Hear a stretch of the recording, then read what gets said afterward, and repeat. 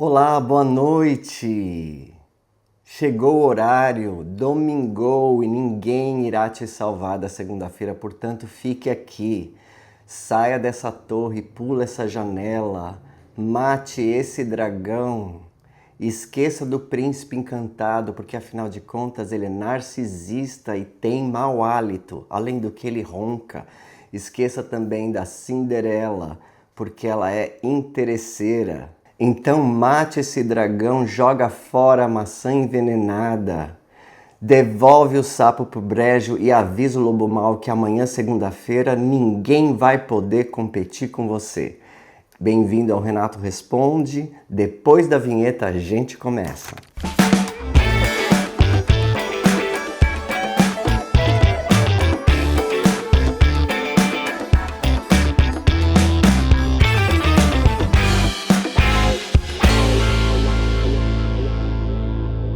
Então, muito obrigado, você está aqui no conforto da sua sala assistindo a esse quadro, onde eu já respondi mais de 500 perguntas dos inscritos e hoje serão mais 4. Você vai gostar. Já trouxe o Vicente, já coloquei aqui o meu chá e sem muitas demoras nós vamos para a pergunta número 1. Toca aí, Renato. Pergunta feita pelo Cristiano. Orlando e a Flórida têm um clima subtropical com chuvas intensas e risco de enchentes. Existe algum mapa de zoneamento que mostre quando uma casa está oficialmente em uma área de alto risco? Pergunto isso porque isso impacta no valor do seguro. Olha, sem ser muito técnico, sem falar do código Z, X, Y, etc e tal, existe sim, Cristiano. A Flórida inteira foi mapeada e existe as áreas de alagamento. Se você... todo mundo quer uma casa no lago, não quer? Então, a casa no lago segura mais caro porque existe perigo de alagamento, né, que nós chamamos de flood zone. Então, é uma flood zone, você paga um pouquinho mais no seguro. Não é uma coisa exorbitante, mas você paga. Eu acho que o que mais você tem que tomar cuidado é saber se você está numa área que vai alagar, entendeu? Vai alagar. E se vai alagar, vai estragar sua casa, vai estragar o seu piso, vai estragar suas coisas, né? Então, esse que é o maior perigo. Eu acho que o valor do seguro nem é tão importante. Por exemplo, na faixa litorânea da Flórida, o seguro é bem alto, porque quando tem furacão, a maré invade as ruas. Né? A maré invade as ruas e as casas térreas ali geralmente alagam. Mas não é por causa disso que as pessoas deixam de comprar os imóveis na praia, elas têm imóveis na praia. Então, você não tem que ser tão paranoico, porque tem um lago ali, tem um riacho ali, vai alagar a casa. Não vai. Não vai. Então, assim, existe até, por exemplo, os níveis, pode ser que haja um alagamento em 30 anos. E outra coisa, você vai ter o seguro cobre essas coisas, tá bom? Então, assim, não precisa ficar tão paranoico. Eu nunca vi Orlando alagar, tá? Nunca vi, nem furacão. Eu nunca vi alagar, mas se você mora perto de um lago, se a sua casa dá para o lago, tem os fundos para o lago, existe um risco de alagamento sim. Da água subir existe, mas não é para você ficar tão paranoico com respeito a isso. Tá bom, Cristiano? Muito obrigado. E a pergunta número 2, quem fez foi a Regina. Foi a Kátia Regina. Olha que nome duplo, Kátia Regina. Muito obrigado, Kátia. Vamos lá. Renato, eu e meu marido gostamos muito de você. Muito obrigado. Adoramos o seu jeito sincero de falar sobre reformas e decoração. Gostaria que você nos explicasse com que frequência podemos ir aos Estados Unidos depois de comprar nossa casa com você. Uhul! Aí, Vicente, você vai ganhar comissão. Olha só, Kátia, você pode vir 10 vezes e ficar 18 dias. Você pode vir 10 vezes e ficar 18 dias. Ou seja, você pode ficar nos Estados Unidos um período máximo de 180 dias por ano. Você pode ficar 6 meses aqui. Você pode ficar os 6 meses direto e depois voltar no ano que vem, ou você pode vir e ficar um mês, depois vir e ficar mais 2 meses, depois vir e ficar mais um mês, depois vir e ficar mais 2 meses. Ou você pode vir 10 vezes e ficar 18 dias, tá? Existe um controle? Mais ou menos, né?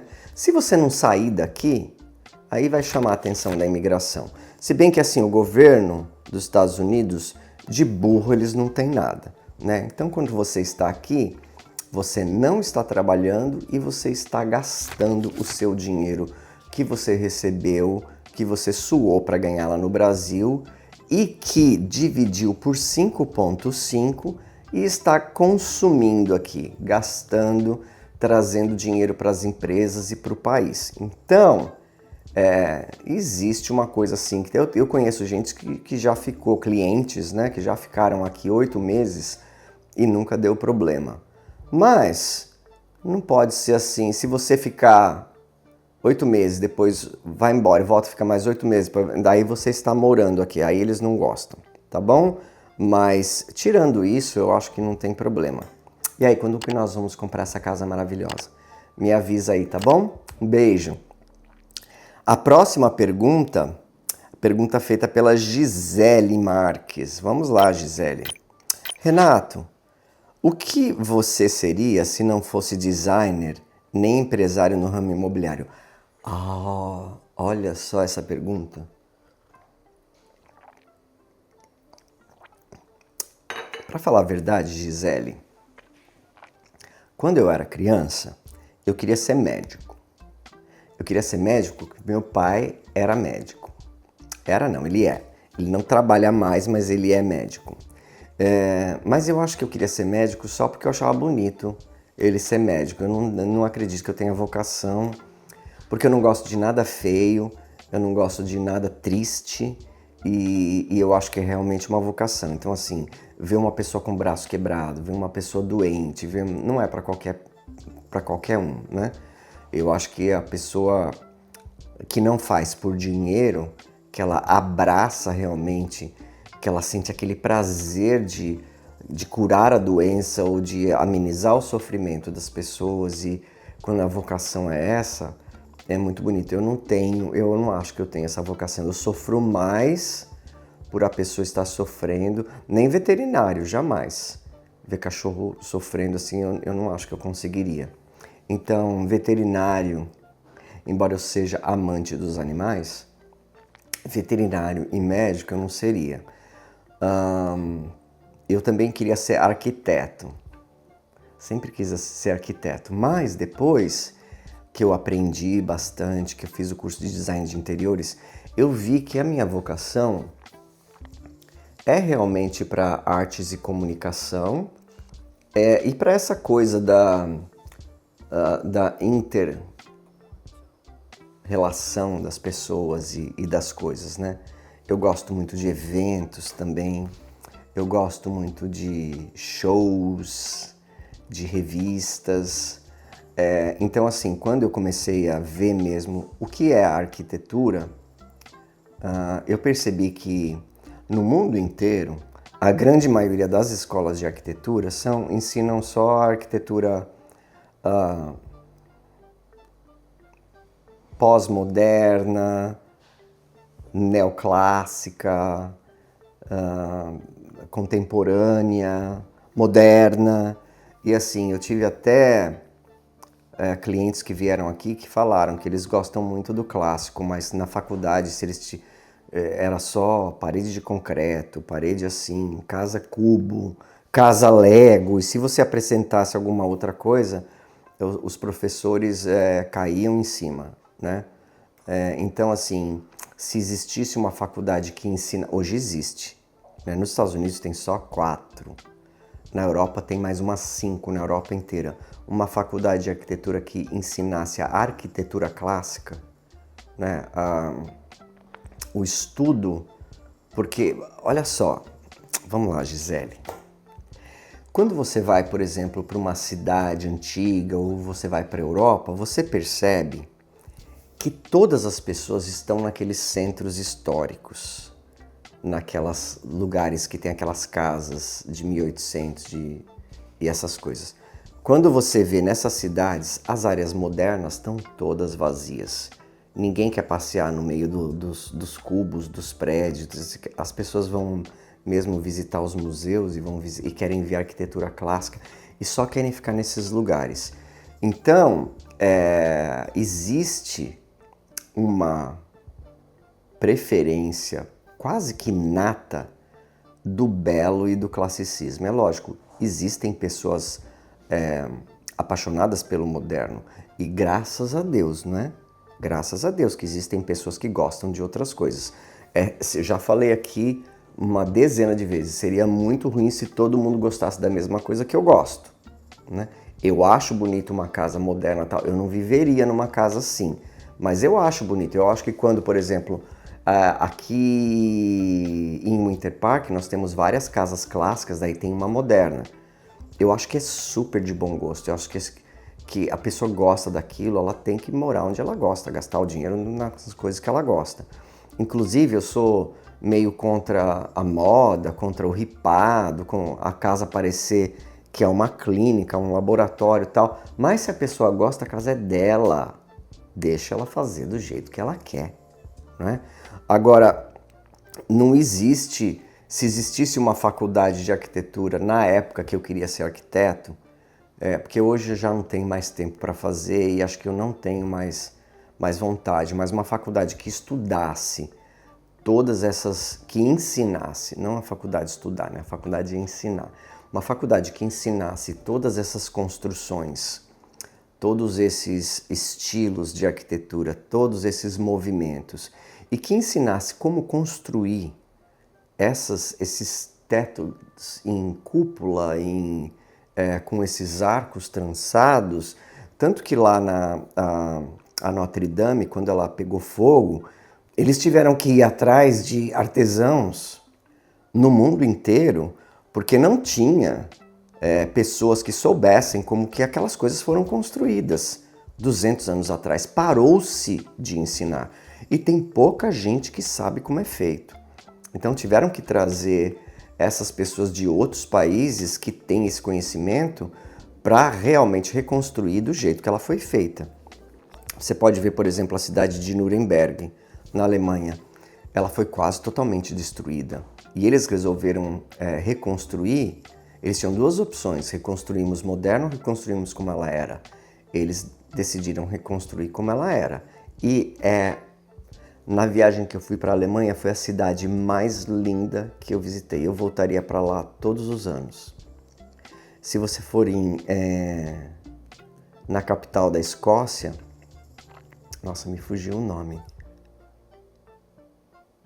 Edinburgh. Não é Edimburgo. Pode ser que em português se pronuncie Edimburgo, né? Mas em inglês se diz Edinburgh. Não fala Burg, fala Burr. Edinburgh. Se você for para Edinburgh, é a coisa mais linda. É uma das cidades mais lindas que eu já vi na minha vida. Aquela arquitetura, aqueles negócios. Então, assim, se eu não fosse designer de interiores e eu não fosse do ramo imobiliário, eu gostaria de ser um arquiteto da arquitetura clássica. Mas eu vou dizer para você com toda certeza, eu me apaixonei pelos interiores e eu acho que o meu dom, que era um diamante bruto que eu fui lapidando durante todos esses anos, eu acho que ele está quase totalmente lapidado.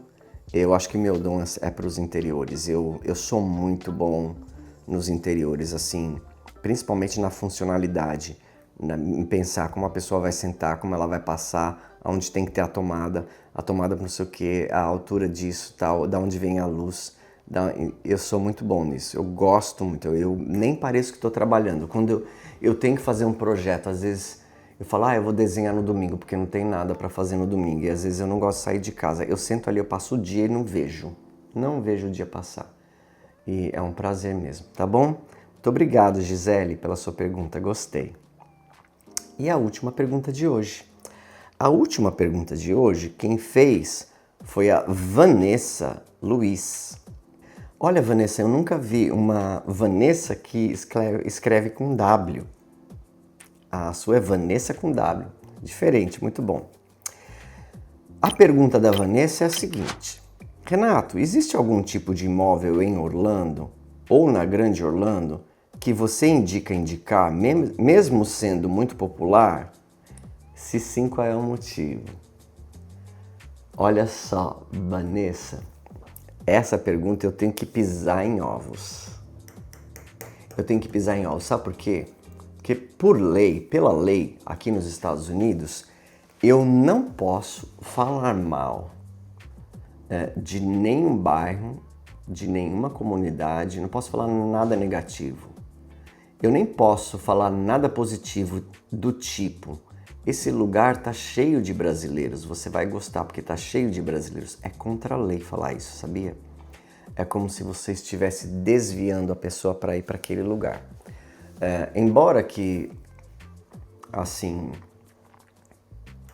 você pode dar umas dicas para a pessoa, você já olhou no mapa da criminalidade, e deixa a pessoa fazer a pesquisa dela e ver por que ela não deveria ir para aquele bairro, tá certo? Mas, por exemplo, um tipo de imóvel que eu evito indicar.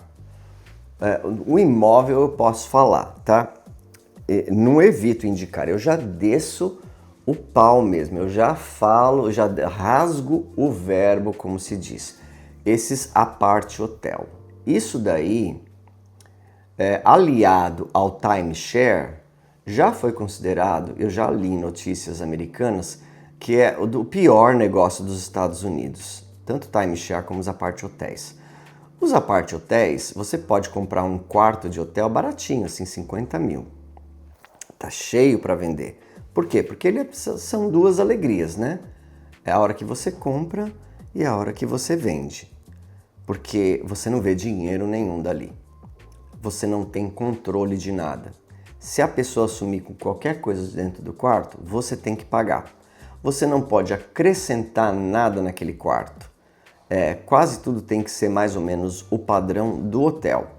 E você não tem controle das reservas. Eu já tive clientes que foram no apartamento deles sem avisar o hotel que eles iriam, e o quarto estava ocupado. E no sistema do hotel, o quarto estava vazio. Então, o que você acha que estava acontecendo? Exatamente o que você pensou. Isso é uma exceção? Não. Isso é muito comum. Então as pessoas depois de um tempo ficam desesperadas para vender esse raio desse apart hotel, tá certo? A outra coisa que você nunca deve comprar é um timeshare.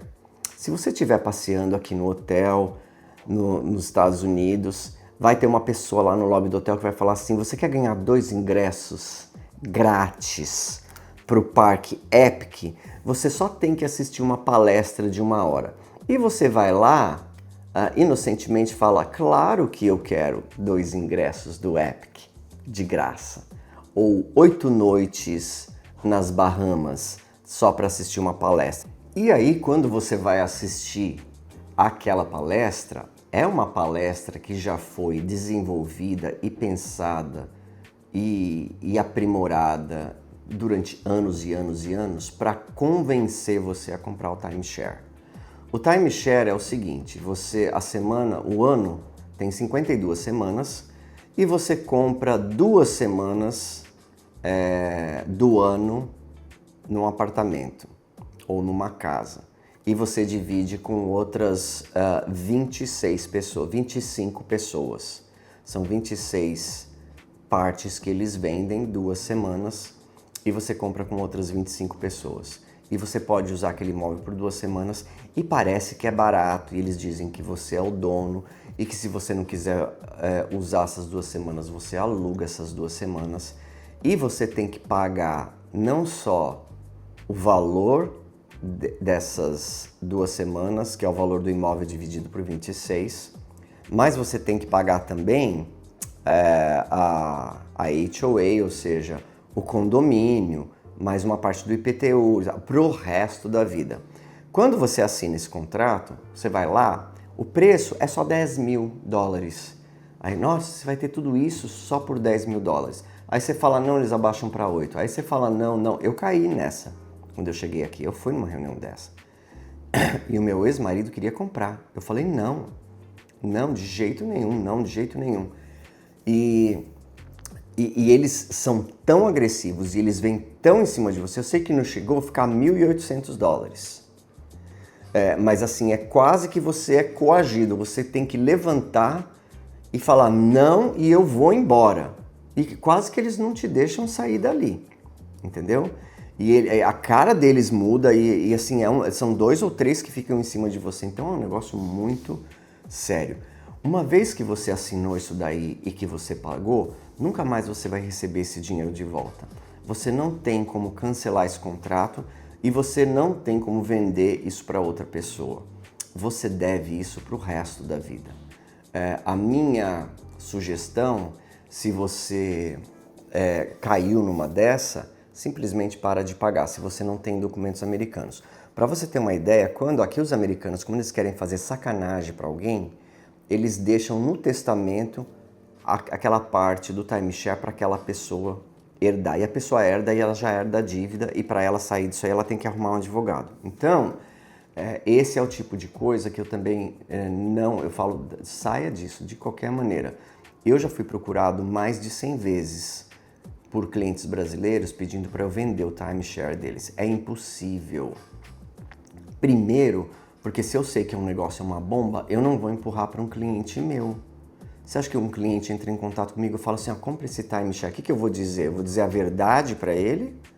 Ou eu vou dizer o que eu tenho que dizer para ganhar a minha comissão? E quanto que é a comissão de 10 mil? É $300?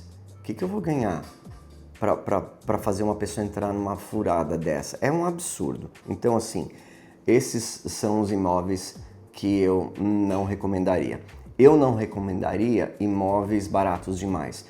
Pesquisa, porque assim, não existe almoço de graça nos Estados Unidos. Pesquisa por que aquele imóvel é barato, pesquisa o bairro, pesquisa a escola, pesquisa a taxa de criminalidade. Aí você vai descobrir. Ah, mas aquela casa ali custa só 50 mil. Por que ela só custa 50 mil? Tem um motivo. Pode ser que você nem consiga morar ali. Né? Se, por exemplo, você for de uma etnia diferente da maioria que mora ali, eles vão te botar para fora. Eles não vão gostar. Eles vão fazer coisas com você que você vai sair dali. Então, imóveis muito baratos, porque assim, a linha da pobreza, eu diria que é assim, mais ou menos uns $100 mil para apartamentos e uns $200 mil para casa. Abaixo disso é abaixo da linha da pobreza. São áreas extremamente de baixa renda, onde a linha da pobreza está ali e esses lugares têm problemas associados à pobreza. Então, imóveis desse valor, é melhor se você não pode comprar, se você só tem 200 mil e você quer uma casa, é melhor você comprar um apartamento de 200 mil, porque um apartamento você encontra numa área boa, muito boa, de 200 mil. Então é isso que eu falaria para você. Esses 3 tipos, né? O imóvel muito barato, o condo, hotel e o timeshare. Esses 3 eu não recomendo. Tá bom? Nós vamos terminar por aqui. Muito obrigado de ter assistido. Hoje o Vicente ficou bem tímido, ele só gritou 2 vezes. Mas na quinta-feira nós temos uma casa maravilhosa para mostrar para você. Eu vou te contar uma novidade. Só essa semana, tá? Não fique acostumado. Só essa semana nós teremos um vídeo na terça-feira às 18 horas. Eu convidei, nós recebemos um convidado especial que é um parceiro nosso do Brasil, que eu trabalho com ele há 5 anos e ele vai explicar como é que se transfere o dinheiro do Brasil para os Estados Unidos para compra de imóvel, investimentos e essas coisas. E é uma conversa de 42 minutos que eu tive com ele e você vai gostar muito. Então não esqueça, vai ser na terça-feira às 18 horas do Brasil, ok? E na quinta-feira nós temos um imóvel para mostrar para vocês. Então, agora são aproximadamente 8h40 da noite, não vai dormir tarde, dorme cedo, acorde revigorado e tenha uma excelente semana, tá bom? Um grande abraço, eu vejo você na terça. Tchau, tchau.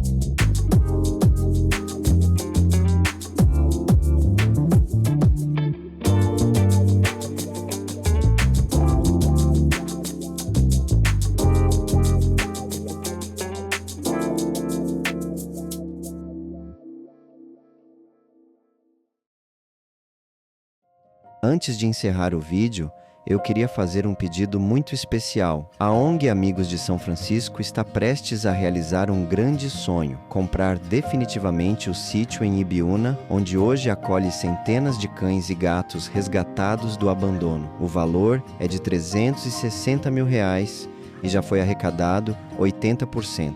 Agora falta apenas 20% para que esse lar seja realmente deles. Desde 2012, a ONG já transformou a vida de mais de 2.000 animais. Muitos foram adotados, mas outros, especialmente os mais velhinhos, provavelmente passarão o resto da vida no abrigo. E é justamente por eles que essa conquista é tão importante. Se o sítio não for comprado, todos correm o risco de perder o único lar que têm. Por isso, eu peço a sua ajuda. Não importa o valor, qualquer contribuição faz diferença. A sua doação pode significar dignidade, segurança e amor até o último dia de cada um desses animais. Vamos juntos unir forças e transformar esse sonho em realidade.